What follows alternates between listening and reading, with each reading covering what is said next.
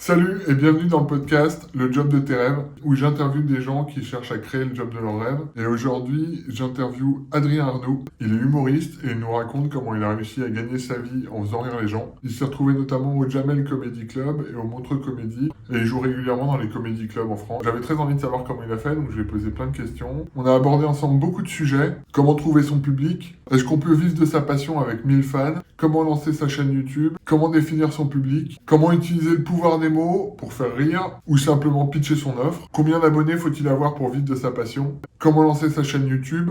Comment reprendre le pouvoir et ne pas dépendre des labels?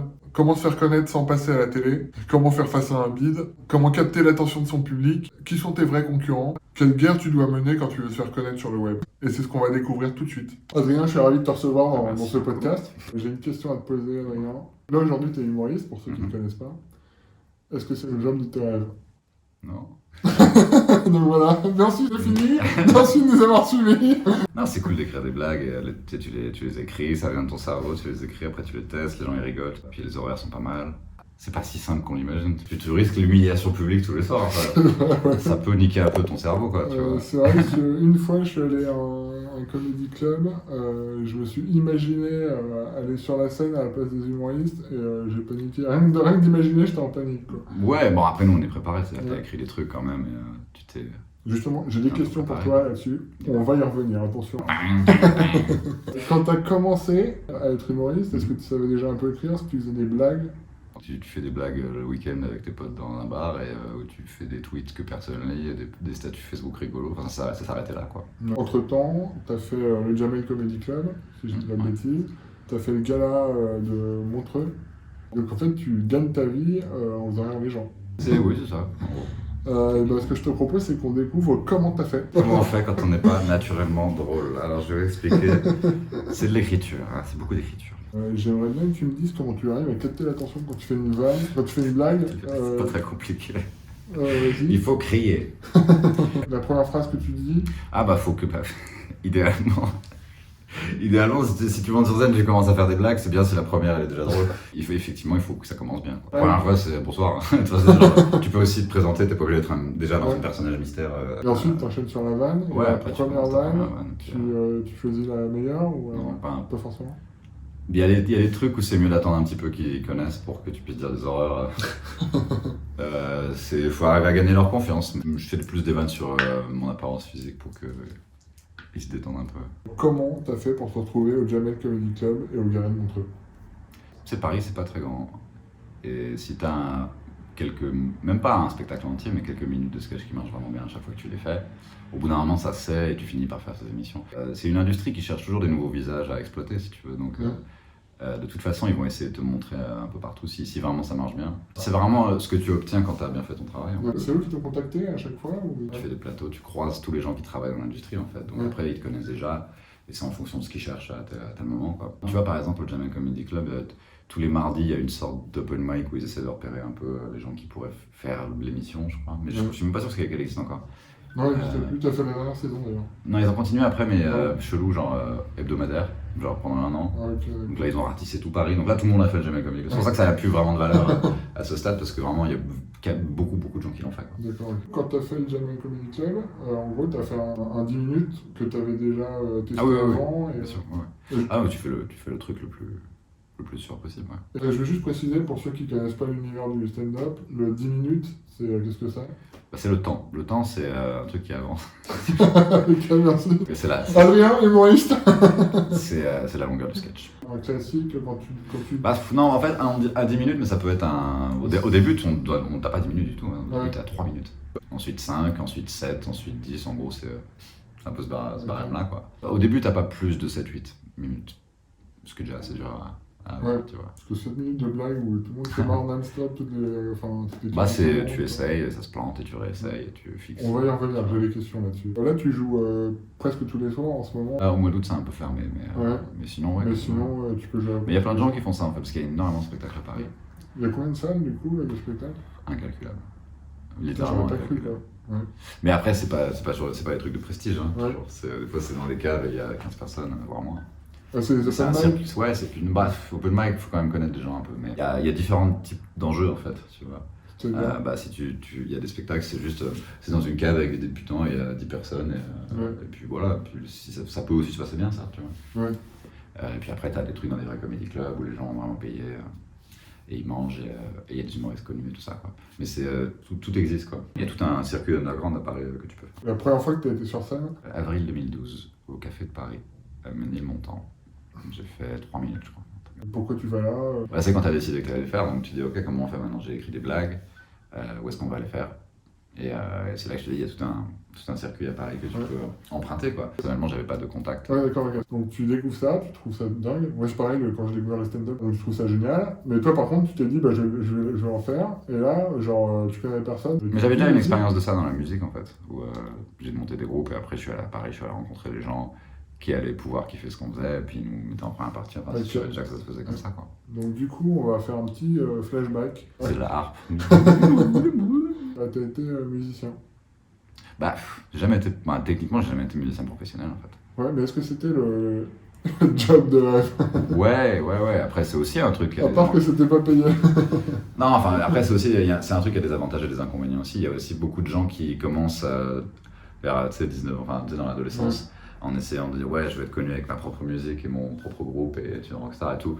La plupart de ces gens finissent bassiste derrière Florent Pagny ou Bangou, tu vois ce que je veux dire. Et parce que ça paye plutôt pas mal et il y a toujours une demande où tu joues dans des mariages, enfin. Où tu fais des reprises dans des fêtes de village. Je te jure que c'est un marché où en fait tu gagnes bien ta vie, mais en tant qu'artiste, bah voilà, c'était pas le rêve non plus. Il y a beaucoup de musiciens qui finissent comme ça aussi. Parce que là, j'aimerais quand même qu'on sache que tu as fait un zénith. J'ai fait la première partie d'un groupe qui s'appelait Plémo en 2007. Voilà. Et là, je vais te reposer la même question. Comment tu t'es retrouvé au zénith? En fait, c'est vraiment une notion de réseautage. À l'époque, bon, Internet était un peu moins développé, il y avait genre MySpace, tu vois. Mais déjà, c'est pas très compliqué quand tu t'intéresses à un truc de niche, entre guillemets, de trouver les autres gens qui s'y intéressent et de voir où se trouve l'industrie ou quelles sont les personnes qui travaillent dedans. Concrètement, c'est passé comment? Enfin, en gros, c'est Plémo qui te contacte, c'est Zénith qui te contacte? Bah, c'est des gens. Non, parce qu'en fait, tu traînes en soirée avec ces gens-là et tu fais une musique qui est pas trop éloignée de ce qu'ils font.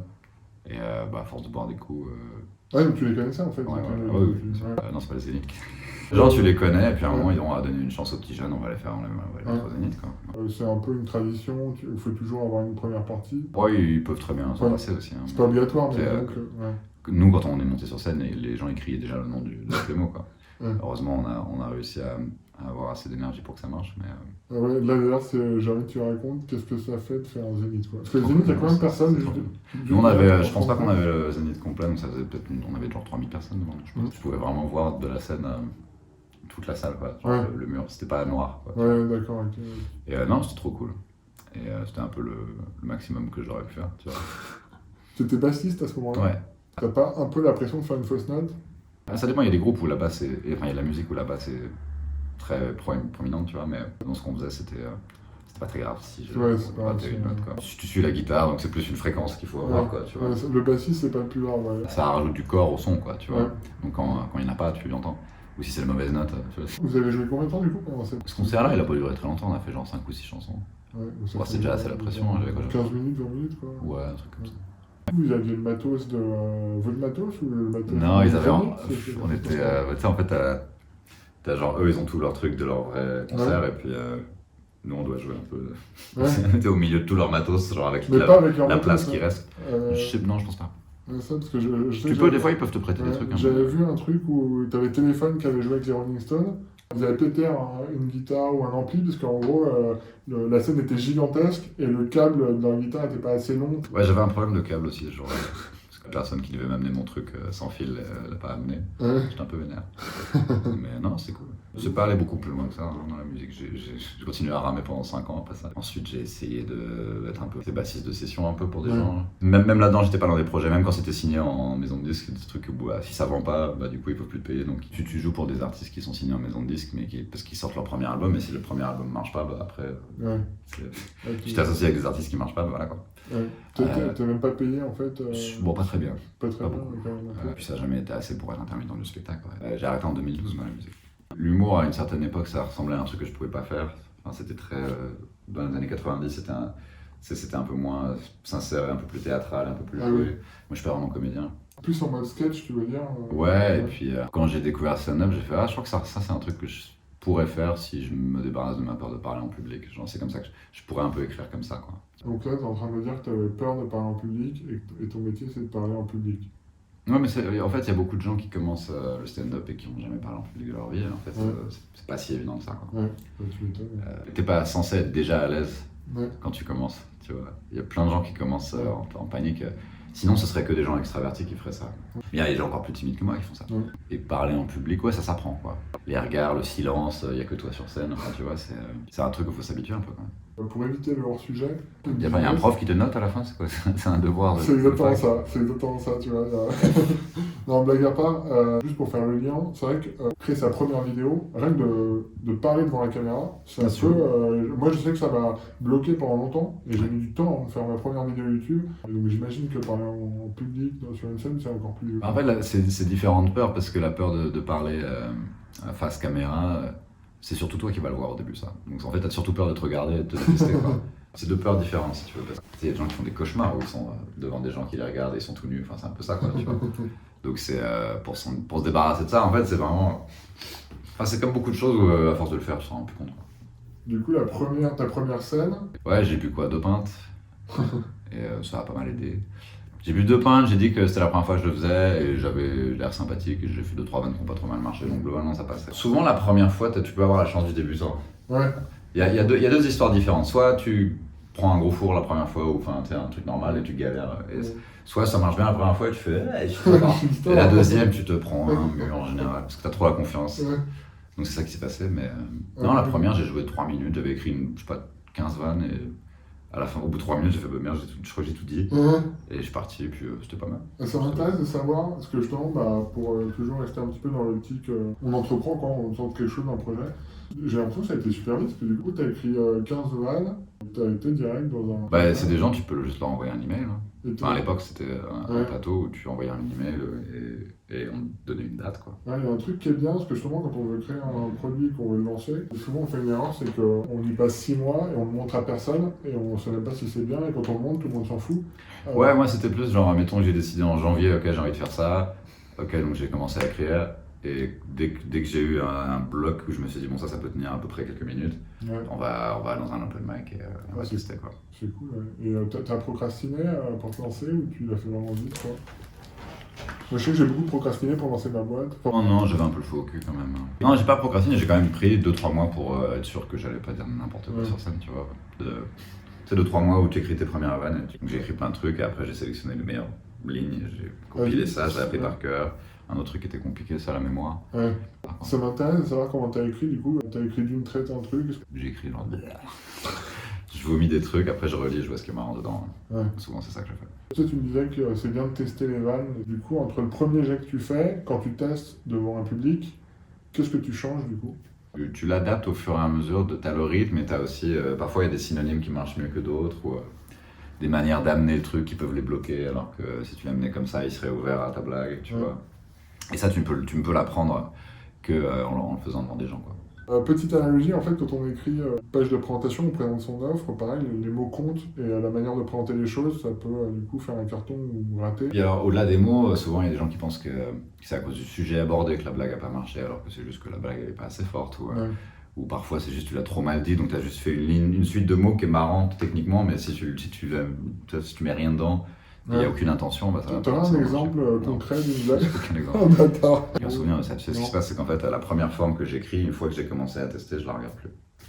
Je sais plus du tout ce que c'est. Et quand je le regarde pour l'envoyer à la SACEM ou je sais pas quoi, je dis pas ça du tout. Ah oui, ça évolue, tu le laisses évoluer organiquement en fait. Je l'écris juste pour avoir une base et pas l'oublier et avoir un rythme, mais à partir du moment où je commence à le faire, je regarde plus. Tu redis jamais, du coup, tu redis jamais de la même manière. Ça se cristallise dans une forme, tu vois. J'ai vu que tu avais gagné un concours, donc déjà tu as participé à un concours. Oui, parce que c'était vraiment un concours.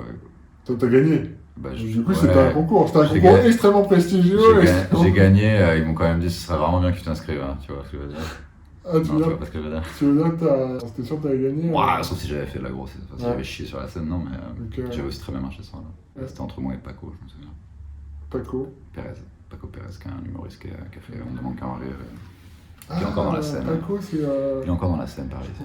Il écrit pour des gens et tout. Ça m'a permis de faire Montreux 2015. Voilà. Ah, c'est ça. Après, Effet Boule de Neige. 2016, c'est Thomas Wiesel qui m'a invité. Ouais. Tu connaissais? Bah oui, on se connaissait parce qu'il passait à Paris des fois et il a eu son gala à Montreux, donc Ouais. il m'a demandé de venir et c'était cool.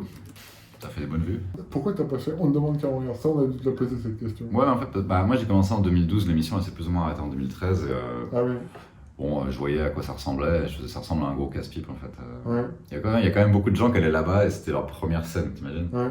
Et c'était une mauvaise manière de commencer surtout.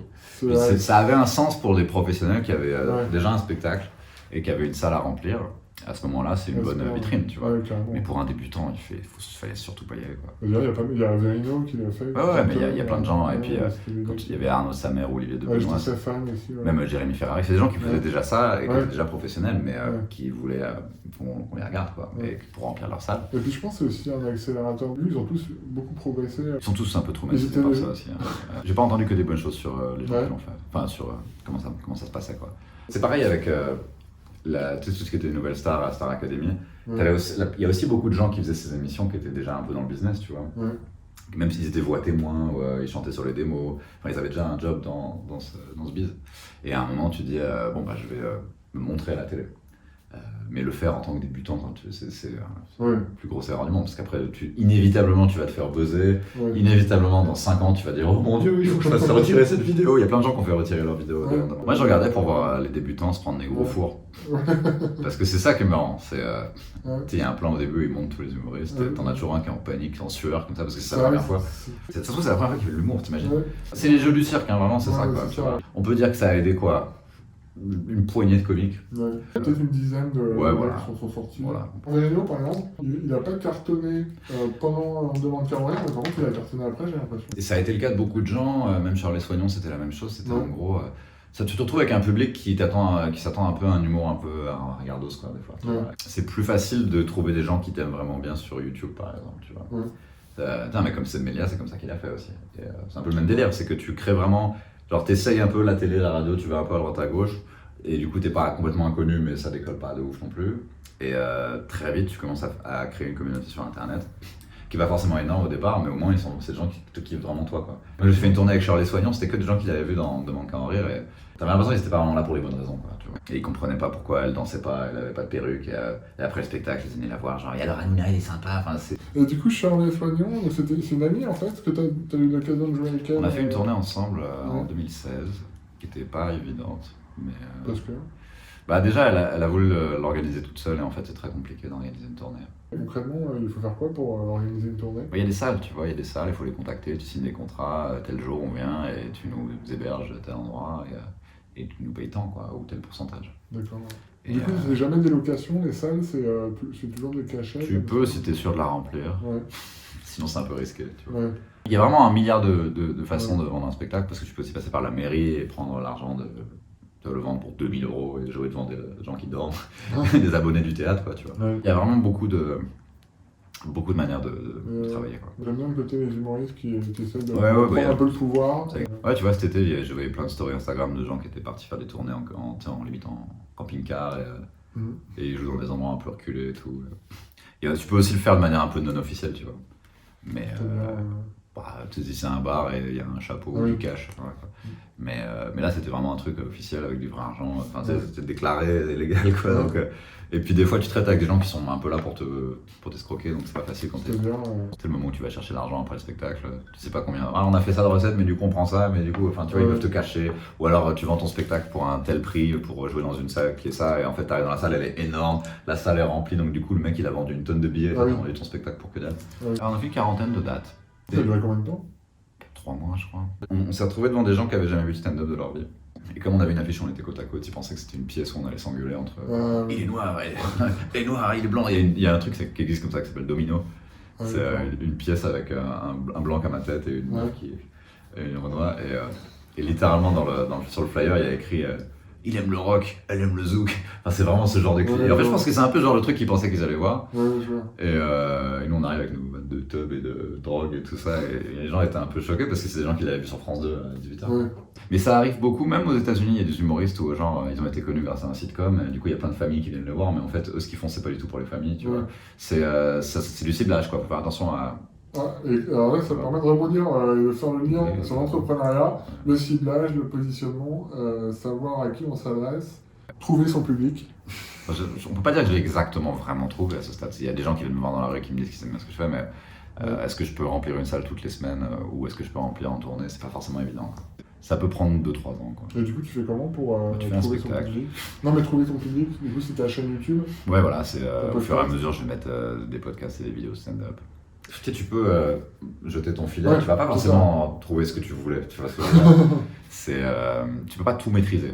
Non, Il y a justement, des trucs qu'il c'est faut ça que trouver son public, c'est pas forcément toi qui choisis, qui décide mon public, je sois Tu vois, Dedo, justement, d'un mec comme Dedo, son public, c'est pas que des métalleux, quoi. Ouais. Sinon, ce serait Ouais. relou presque. Hein. Tu vois, que des gens qui ont sa tête. Et lui, il est là. L'idée, c'est aussi de. C'est parce qu'en fait, c'est pas forcément démographique. Ou ça n'a rien à voir avec l'âge. C'est vraiment des gens qui. Tu sais, Ouais. il y a une connexion de cerveau, Ouais. quoi. Genre, ça me parle ce qu'il dit. Dans Ça le- peut être des jeunes, des vieux, des gens qui viennent de milieux difficiles ou pas, tu vois. Mais c'est des gens qui comprennent ton délire, quel qu'il soit, tu vois. Au-delà de l'aspect démographique. On peut gagner sa vie avec sa passion en ayant 1000 fans, 1000 vrais fans. Ça c'est vrai, mais ça faut leur vendre beaucoup de trucs à ça. Faut un peu les harceler tous les jours avec des nouveaux trucs. Hey, les t-shirts, c'est une théorie. C'est comme la théorie des 10 000 heures. Enfin, tu vois, Ouais. tu peux aussi arriver au petit 1000 et te faire non, j'ai pas encore fait mes 10 000, enfin, tu vois. Ou même, des fois, il faut plus, il faut 20 000. Est-ce que si tu vois un spectacle, un ticket c'est quoi? C'est 30 €? Ça varie beaucoup, beaucoup. Entre 20 et 30? Non, Entre 20 et 50? Ça dépend beaucoup de la salle. Donc, le mien, il coûtera pas 50 €. Ouais. Ce sera combien, je pense? Je sais pas combien c'est dans les salles que je démarche en ce moment. On va dire 25 € pour être. Ça, justement, c'est intéressant. Adrien, Mais si tu vas voir un gars au Zénith, ça c'est plus que 25 €. Évidemment. Ouais, Adrien va monter son spectacle. Tu l'as déjà écrit ou pas? Ouais, en fait, c'est le truc, la notion de spectacle, moi, elle m'a toujours un peu dérangé parce que c'est juste, au bout d'un moment, quand tu commences, tu dois quand même apprendre à écrire des bonnes vannes, tu vois, des trucs vraiment drôles, où c'est pas le point de vue d'un mec de 26 ans qui a rien fait de sa vie, enfin, tu vois, donc, t'essaies de développer, en fait, t'essaies de construire déjà l'humoriste avant de construire le spectacle. Et à partir de là, mon spectacle, c'est juste, tu sais, moi j'ai plein de vannes et je continue à en écrire, donc après je les mets dans un ordre qui me convient et qui me semble cohérent, et je le fais pendant le temps qu'on me laisse, le temps que la salle me laisse avant que je doive partir pour le spectacle d'après, tu vois ce que je veux dire. Après, tu sais, c'est comme tous les albums de musique sont pas des albums concept, mais ça veut pas dire que les albums qui sont pas concept, tu t'en fous de l'ordre. Ouais, tu sais, des albums où c'est toute une histoire du début à la fin. Ouais. T'es pas obligé de faire un album comme ça, tu peux, mais si tu le fais pas, ça veut pas dire que l'ordre de tes chansons, il est pas du tout pensé. Donc concrètement, juste, ça veut dire que tu peux juste avoir du matos et mettre dans un ordre un minimum cohérent, mais sans forcément avoir un truc pensé du début à la fin, quoi. Ouais, c'est juste, il y a des trucs où ça marche mieux là, et ça marche mieux là, ça, je mettrais plutôt là, et c'est une... Voilà, quoi. Ça, c'est pareil pour ceux qui veulent créer leurs produits, qui procrastinent, qui s'en font une montagne. Faut aussi savoir faire simple de temps en temps. Et ce qui est le plus important, c'est de temps en temps juste faire les choses. Moi, je procrastine pour les trucs qui sont objectivement casse-couilles. Donc la paperasse, les courses, aller acheter des fringues, tu vois, les trucs qui me font chier, quoi. C'est marrant, Procrastiner pour un projet, ça veut dire que t'es soit pas assez passionné, soit tu sais, des fois, il faut juste... Tu commences et tu fais, bah oui, en fait, j'aime bien faire ça. Tu vois, donc là, du coup, tu procrastines plus. Mais c'est vrai que en fait, c'est surtout commencer, quoi. Ouais, c'est vrai. Il y a aussi un truc que disait Navo, qui est donc co-auteur de Bref, et qui disait parfois aussi tu procrastines parce que tu veux faire un truc trop stylé et t'as peur de te décevoir, en fait. Mais c'est un peu ce que les gens ont dit de mon spectacle, mais parce qu'ils s'en foutent d'avoir des rires et ils ont un standard de blague qui est un peu plus bas que le mien. Moi, j'aime bien quand ça cartonne, ça merde, tu vois, genre. Parce que c'est ça que j'aime et que je regarde et que je consomme.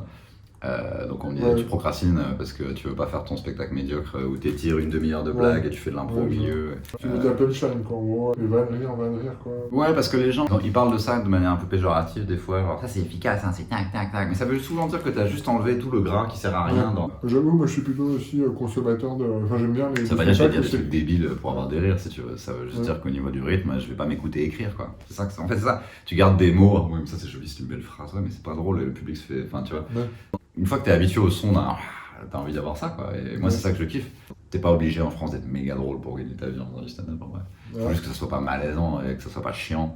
Comme il y a l'idée que c'est aussi un peu une proposition théâtrale, tant qu'ils se font pas chier et que c'est intéressant et qu'il n'y a pas de malaise, ils vont trouver ça bien. Mais moi, je voulais vraiment qu'il y ait des rires, quoi. Et du coup, ça prenait du temps. Et évidemment, c'est comme le premier album et le deuxième album. Effectivement, si je dois en faire un deuxième spectacle, j'aurais un an et demi pour l'écrire. Notre job, c'est de donner l'impression que c'est facile. Donc, ils voient ça. Ils voient ça en surface et ils font, c'est de la branlette. Et effectivement, si tu vois du mauvais stand-up, mais c'est comme tu vois du mauvais tout, en fait. Tu vois du mauvais quelque chose et tu peux dire, ça, c'est de la merde. C'est marrant parce que moi qui suis un grand fan de stand-up, j'ai du mal à... J'ai jamais entendu quelqu'un dire c'est de la merde de stand-up, donc du coup je bug totalement en t'écoutant. Ils disent pas forcément c'est de la merde, mais c'est l'idée que c'est moins du travail et que c'est moins respectable. C'est un peu la différence entre la variété et le rap, tu vois. Qu'il y en a un qui est un peu en dessous de l'autre. Culturellement. Je vais peut-être aussi un côté, tu sais, la même vanne, il y a un gars qui va être mort de rire, un autre qui va juste pas trouver ça drôle. On rejoint un peu trouver son public, quoi. Ouais, mais après, tu sais, la société évolue, donc du coup, les formes d'humour évoluent aussi, tu vois. C'est vrai que un mec sur scène maintenant qui arrive avec un costume dans un personnage qui crie sans trop regarder les gens. Je sais même pas si ça marcherait. J'avoue que moi, les trucs perruques, ça m'a jamais vraiment fait rire. Donc du coup, quand le stand-up est arrivé, j'ai vu le spectacle de Gad Elmaleh, l'autre c'est moi, j'étais comme un dingue, quoi. Ça m'a vraiment fait marrer. Puis le théâtre, on se permet d'être chiant des fois. On se dit, non, j'ai pas besoin d'être drôle parce que je suis un artiste. Ça, c'est une chose qui me plaît pas du tout. Vraiment pas. Non, mais c'est tellement dur d'avoir des rires que tu vas inventer un milliard d'excuses pour pas le faire, quoi. Tu vois, pour pas retravailler ton texte. Je pensais que tu m'avais dit que tu avais une astuce anti-bide. Toujours. Non, tu m'avais dit, maintenant je prends plus d'énormes bides, j'ai pu en avoir, mais là je peux m'en sortir. C'est juste que comme t'as l'habitude, tu torpilles pas vers le bas complètement et tu te dis bon, je vais rester. Il y a des bides que t'évites juste en abandonnant pas et ça commence mal et t'arrives à les récupérer. Et puis il y a des fois ils en ont rien à foutre de toi et c'est un peu plus compliqué, mais au moins je vais pas commencer à bafouiller, à perdre mes moyens. Quoi. De faire comme si de rien n'était, déjà ça peut... Parce qu'il y a différents biais, il y a des fois où ça marche pas parce qu'ils connaissent pas, au bout de 2-3 minutes ils se détendent du cul, quoi. Et puis il y a des fois où c'est le refus total de ce que tu dis. Ça peut m'arriver une fois par an, un gros bide. Ce que je considère comme un bide maintenant, c'est un truc un peu tiédasse, médiocre. Parce que ton standard est censé monter à chaque fois. Tu vois, c'est trop facile pour moi de faire un truc médiocre et de sortir de scène et de dire comme j'ai pas fait ce qu'on appelle un tunnel, où il y a du silence et des mouches. C'est genre zéro rire, quoi. Silence total. Comme ça n'a pas été ça, du coup c'est bien. Non, tu vois. C'est quand même nul. Le premier bid, remonter en scène, ça a été dur. Il y en a qui vont mettre 2 ans à remonter sur scène, et d'autres qui vont dire les gens qui font vraiment ça et qui finissent par gagner leur vie en faisant ça, c'est les gens qui n'ont pas abandonné. Hein. Ouais, ça se défend. Parce que ça n'existe pas un humoriste qui a jamais pris le four. N'abandonnez jamais. Bon, au bout d'un moment, il faut quand même. Alors justement, ça m'intéresse. Rien. À partir de quand? Un chiffre, 4 ans. Il y a énormément de trucs, même maintenant, qui font des millions d'écoutes et qui ont été enregistrés dans une chambre avec un micro. Ouais. Éventuellement, tu peux payer un mec pour le mixage ou le mastering. Mais le truc où tu vas dans un grand studio et tu restes 3 mois et tout est payé par la maison de disques. Il y a des producteurs extérieurs, des featuring, il y a du champagne et tout ça. Ça, c'est quand même une grande minorité de ce qui se passe dans l'industrie de la musique. On peut vraiment y arriver parce que j'avais vu Orelsan qui avait fait un clip juste avec un iPhone. Ouais, lui, il avait commencé sur YouTube. Hein. C'est ça, t'as créé ta chaîne YouTube. T'as créé ton podcast en fait. Ouais, il y a moins d'un an. J'ai fait 25 épisodes. À travers la pandémie et le confinement, on a réussi à se débrouiller quand même. C'était plus l'inquiétude de l'avenir, si tu veux. Sur le moment, c'était pas si dur à vivre. J'étais en tournée avec Verino à l'époque. Ah, je savais pas. Bon, en première partie. La première pause était plutôt la bienvenue parce que j'avais pris aucune pause depuis que j'avais commencé. Tu te retrouves dans un microcosme où c'est bien de débrancher un peu des fois. Ouais. C'est des humoristes, donc c'est que des gens à qui on n'a pas fait assez de câlins. Est-ce que c'est ça qui t'a donné envie de lancer ton podcast ou rien à voir? Non, je voulais le faire un an avant le Covid et puis voilà. C'est quoi le but de ton podcast du coup? Le but. S'il y en a un. C'est des trucs que je consomme moi régulièrement en fait, des podcasts. Donc c'est comme le stand-up, c'est pour ça que j'en fais de la musique et que je fais un peu les styles que j'écoute. C'est vraiment tout ce que je kiffe, j'ai envie de le faire, quoi. Ouais, d'accord. On va te dire de te forcer à faire des trucs, tu vois. Moi par exemple, l'acting, jouer de la comédie, j'en ai rien à foutre, mais littéralement rien à foutre. C'est dur à expliquer bizarrement de nos jours qu'on n'a pas envie d'être acteur, on trouve ça pas si intéressant que ça. Ouais. Mais je me suis pas forcé à le faire, tu vois. Et puis même les podcasts, on m'a dit il faut des jeux, il faut des thèmes, il faut machin, il faut ceci. Non, moi je le fais comme ceux que j'écoute, tu vois. Et c'est pareil avec le stand-up. T'écoutes quoi du coup comme un podcast? Franchement, trentaine. C'est pas rien de français. J'ai l'impression qu'il y a une mode un peu de tous les humoristes à un podcast. Mais parce qu'en fait, c'est pas celui qui va avoir le plus connu, c'est plus comme si tu avais une page sur les réseaux sociaux, quoi. C'est vraiment le même principe. C'est comme si tu disais tous les musiciens sont sur Spotify. En fait, l'idée, c'est qu'on puisse se retrouver quelque part. Tu peux ne pas avoir de podcast, mais à ce moment-là, il faut avoir une visibilité ailleurs. Avoir un podcast, ça permet aux gens de te connaître au-delà ouais, et puis t'invites des gens que tu kiffes, donc ça fait des conversations un peu intéressantes. C'est un format qui plaît aux gens parce que c'est très simple et que c'est juste une conversation. Il y a beaucoup de gens qui sont seuls, où ils vont au travail, où ils font la cuisine. Bah, c'est vrai que c'est marrant parce que je t'ai découvert, désolé, je te coupe honteusement, mais je t'ai découvert en écoutant le podcast de Sam Media, 4 garçons, 4 communes dans le vent. J'ai vu que tu avais 2095 abonnés et que tu as commencé en 10 mois, presque 3000 abonnés. Ouais, puis il y a eu des grosses pauses aussi. Hein. Régulier, je pourrais le faire si c'était un podcast audio, mais il y aurait peut-être moins de. Ce serait peut-être moins regardé aussi. Tu vois. Qu'il y ait une valeur de production qui soit pas mal, donc. Tu vois, c'est pour ça que je le fais pas chez moi, parce que chez moi c'est un peu nul. Ou bah parce que Mini Club il y a des caméras, et du coup ça a un peu plus de gueule, et je préfère le faire comme ça qu'en faire tout le temps, mais en moins bien. Ouais. En fait, un truc que j'ai noté qui est assez marrant, c'est quand on regarde les vidéos de toi, du Montreux Comédie, les titres des vidéos, c'est genre ma grand-mère raciste. Enfin, non, mais ça s'appelle du clickbait. Ouais. Ça, c'est. Enfin, tout le monde fait ça. Et ouais, c'est ça. Je pourrais faire ça. Je trouve que c'est important parce que ton contenu, s'il est bien, si les gens ne le voient pas, bah, ça sert à rien. Du coup, c'est juste que tu es en compétition avec des milliards de trucs. De petits chats mignons. On est dans un business, c'est le business de l'attention. Ouais, c'est complètement vrai. Ouais. Mais du coup, là, je veux en venir, c'est que. Donc là, du coup, tu fais 3 millions de vues. Enfin, la comédie. Sur la chaîne de Montreux. J'ai vu, tu as fait 3 millions de vues sur une de tes vidéos de toi. Donc c'est quand même assez ouf. C'est cool. Ouais. Et ton podcast, par contre. Ouais. Ça a pris du temps, c'est basé sur la popularité de la chaîne. Ouais. En moyenne, c'est pas si mal pour un podcast. C'est plus quand tu regardes pour une vidéo YouTube, c'est pas beaucoup. Mais regarde, même j'en ai quand même 2 qui sont. T'es en moyenne entre 2000 et 8000 parce que. Ouais, putain, Sam Media, c'est à 45 000. Ouais. Navo, c'est genre à peu près pareil. Et après. Le plan machiavélique, c'est d'inviter les gens connus et de pirater leur audience. C'est des gens que je connais aussi. Mais, finalement, au niveau des chiffres, pour un truc audio un peu comme ça, les gens ils sont soutenus, ils ont des attachés de presse, des gens comme ça. Pour un truc que j'ai fait plus ou moins tout seul, monté tout seul avec la musique et tout. Effectivement, quand il y a des gens que personne n'a jamais vu nulle part, ça va faire.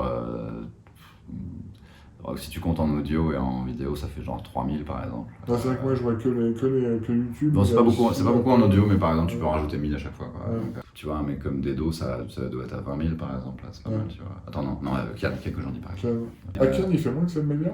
Bon, peut-être la vidéo est plus courte, et puis après, ça dépend qui a sa secte sur internet, tu vois. On pourrait même avoir des gens très connus, mais qui sont pas sur YouTube du tout.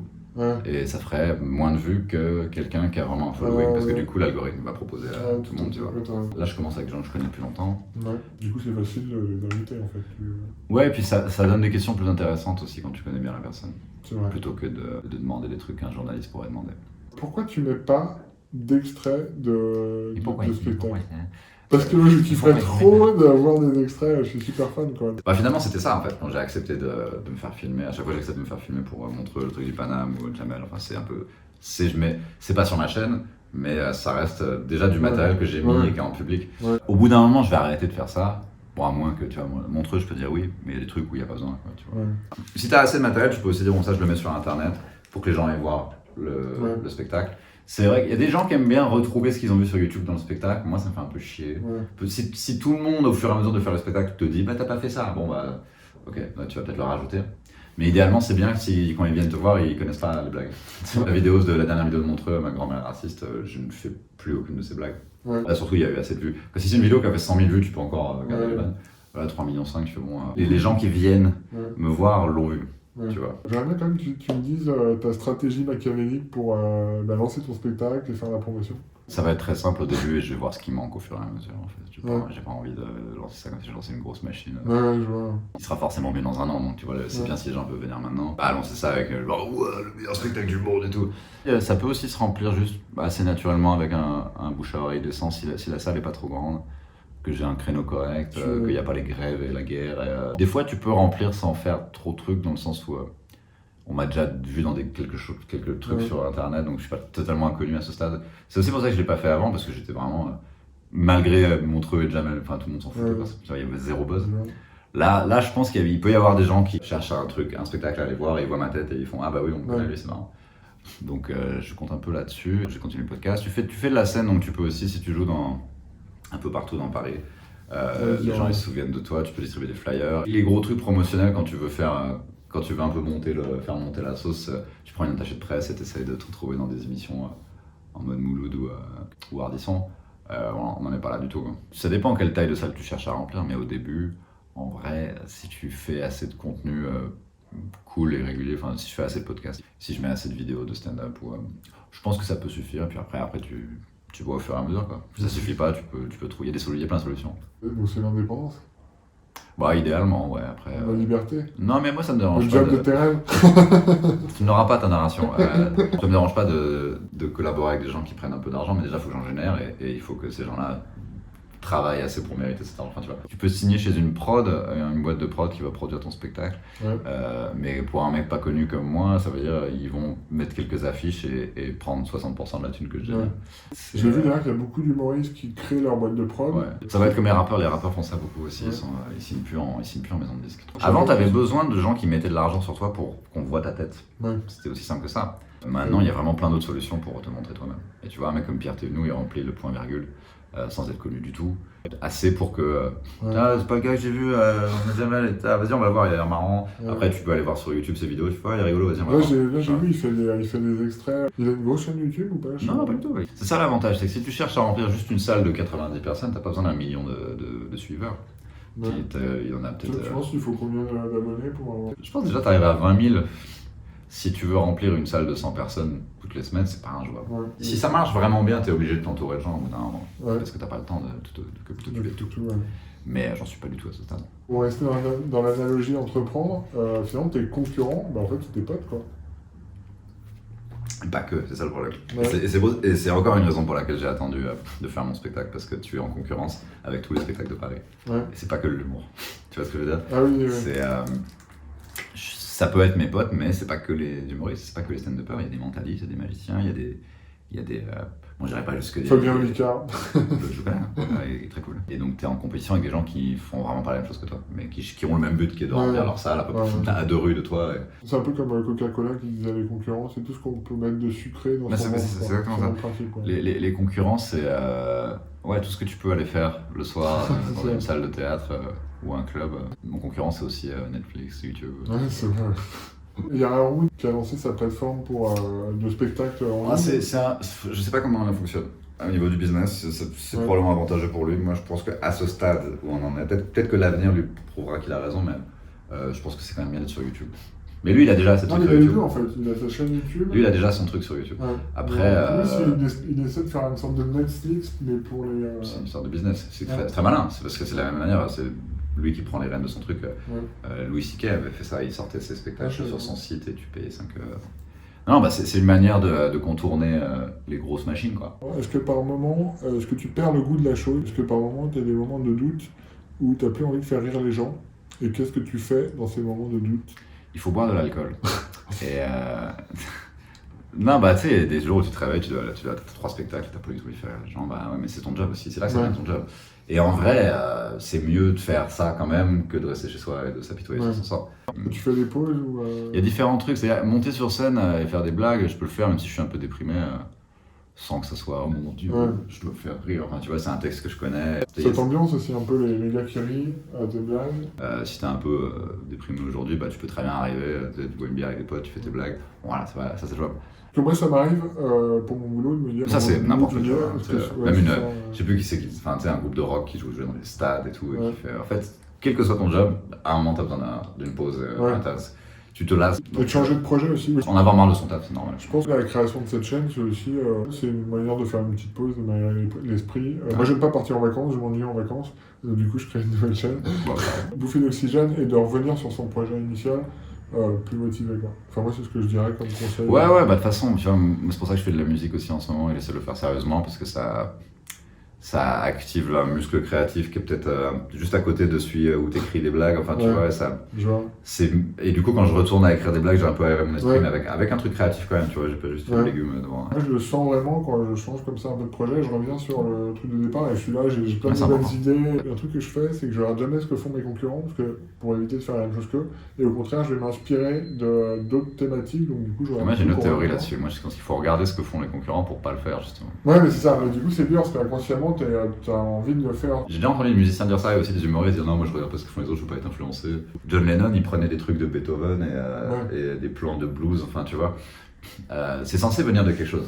Ouais, mais t'en as pas conscience. Quelqu'un qui a du bon sens sait ce qu'est du plagiat et sait ce qu'il n'y en a pas. Tu vois. J'ai une anecdote là-dessus, enfin c'est pas exactement ça, mais j'avais lu un article qui donnait en gros une méthode à suivre, et je sais plus, c'était peut-être pour écrire mon premier article de blog et comment le structurer, tu vois, et genre j'écris mon article et je retombe sur l'article que j'avais lu 2 semaines avant et je relis l'article et je me rends compte que j'avais suivi les conseils de l'article mais à la lettre et j'en avais pas du tout conscience. Ça m'arrive souvent ça, de me dire ah ouais mais je fais ça parce que j'ai lu ça une fois. Enfin, c'est ça, et du coup le contenu qu'on suit, il a énormément d'influence sur nous. Ça. Là je refais de la musique, bah, j'écoute ce qui se passe en ce moment en musique et j'essaie de trouver ce que j'aime bien pour essayer de faire un truc un peu adjacent à ça, mais un peu à ma sauce aussi. Pour moi, c'est ça la création, ça vient pas du vide et ça t'arrive pas comme une lumière divine. Ah ouais, il n'y a aucune idée qui vient de rien.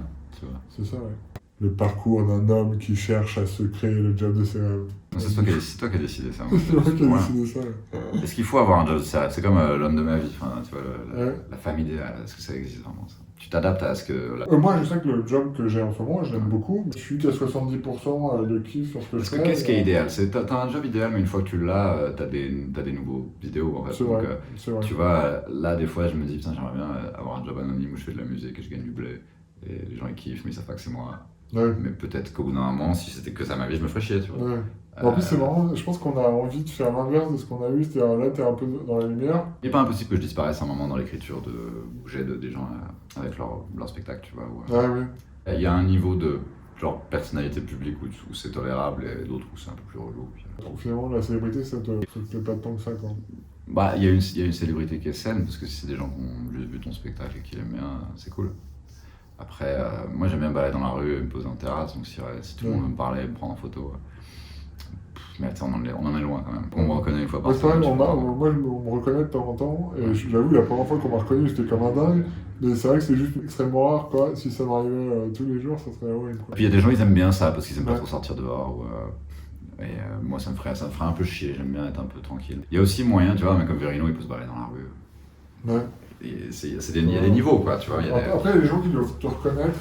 Non, mais ils te reconnaissent et ils disent j'aime bien ce que... Non, mais ils font j'aime bien ce que tu fais, merci. Bon, ça va. Parce que moi, ça m'arrive, de temps en temps, des gens ils me regardent, on se regarde. Tu sais, je fais bref, quoi. Et tu sais, je suis là, est-ce qu'il me connaît ou pas, tu sais. Genre, ça, j'ai toujours le doute. Il y a même un gars, voilà, là, je pense qu'il me connaissait. Le gars, il passe en bagnole, regarde, il fait oh, comme ça, il me fait des signes de ouf. Et genre, vraiment, je le connaissais pas. Ouais, ça m'arrive aussi. C'est pas tous les jours. Moi, je trouve ça agréable, pour le coup, quand les gens viennent. D'ailleurs, si vous me connaissez, venez me voir. Je voulais juste revenir sur ce que tu disais. Écoute, tu voulais peut-être passer du côté l'écriture. Le truc, c'est qu'il y a des gens. En plus, déjà, tu gagnes plus d'argent. Ouais, ça va. Non, mais c'est aussi. Comment ça marche c'est toi qui as écrit, c'est toi qui touches les droits d'auteur pour les royalties. C'est comme une chanson. Non, il y a des gens, ils ont vraiment besoin qu'on les regarde, ils ont vraiment besoin qu'on les aime. Ils ont besoin physique d'être sur scène, de s'exprimer. Moi, j'ai pas ça du tout. Moi, j'ai besoin de créer des trucs. Et d'avoir un feedback positif, mais j'ai absolument pas besoin d'être sur une scène pour... C'est l'écriture qui t'amuse le plus? Je sais pas si je peux vraiment me lasser du fait de penser à un truc et de le transformer en blague qui marche. Si j'en ai vraiment marre de ça, j'arrêterai, je ferai autre chose, mais... La page blanche? T'as jamais ce problème? Bah, non, mais je crois pas trop à ça, moi, en fait. La page blanche, elle vient quand t'as un job et t'as la pression et tu dis oh, putain, faut que j'écrive un truc et t'as un patron qui fait attention ou t'as un producteur. Mais l'inspiration, c'est une vague, en fait. Donc s'il y a rien qui vient, c'est qu'il y a rien qui va venir. Et que c'est comme respirer, en fait. Ça veut dire qu'il faut que tu lire un livre, regarde une vidéo d'histoire sur YouTube, écoute de la musique. Enfin, faut que tu nourrisses la machine pour recracher après, quoi. Les artistes ont une routine où en fait ils vont écrire toujours à la même heure, donc du coup l'inspiration va venir toujours à la même heure. Mais l'inspiration, c'est aussi se permettre de faire de la merde, si tu veux. Parce que les gens qui sont bloqués de la page blanche, c'est qu'ils ont l'impression qu'il faut absolument que dès qu'ils tapent, ça soit génial. Et c'est ça la page blanche, en fait. L'inspiration, tu la crées en écrivant, puis c'est nul, et puis au bout de 4 heures, tu fais ah putain, j'ai quand même écrit pas mal. Mais au final, tu fais bon, bah il y a que 3 vannes, mais j'ai mis 4 heures à les écrire, mais au moins elles sont bien. C'est pareil, si vous voulez créer du contenu, vous écrivez un petit script au début, En fait, c'est pas mal de se laisser aller, écrire sans réfléchir. C'est pareil avec les blagues, écrire beaucoup de choses et en jeter beaucoup. Enfin, pour moi, c'est comme ça que ça marche. Et puis, quand il n'y a rien qui vient, c'est probablement qu'il faut vivre un peu ou nourrir un peu son cerveau. C'est un excellent conseil. Je te remercie d'être venu sur ce podcast. Merci à toi. Où est-ce qu'on peut te retrouver? Instagram, c'est Adrien Arnoux Comédie. Facebook aussi. Et puis ensuite, j'ai une chaîne YouTube. Tu tapes Adrien Arnoux sur YouTube. Il y aura ma chaîne avec, pour l'instant, il y a genre une vingtaine d'épisodes de mon podcast. Et il y en aura plus. D'ici Noël, il y aura peut-être des vidéos de moi qui fait de l'impro. Génial. Mais ça dépend de si on peut jouer, si c'est fermé, si je peux trouver une salle pour faire mon spectacle. Du coup, ce sera un petit suspense, quoi. Voilà. Ok, à plus. Merci à toi.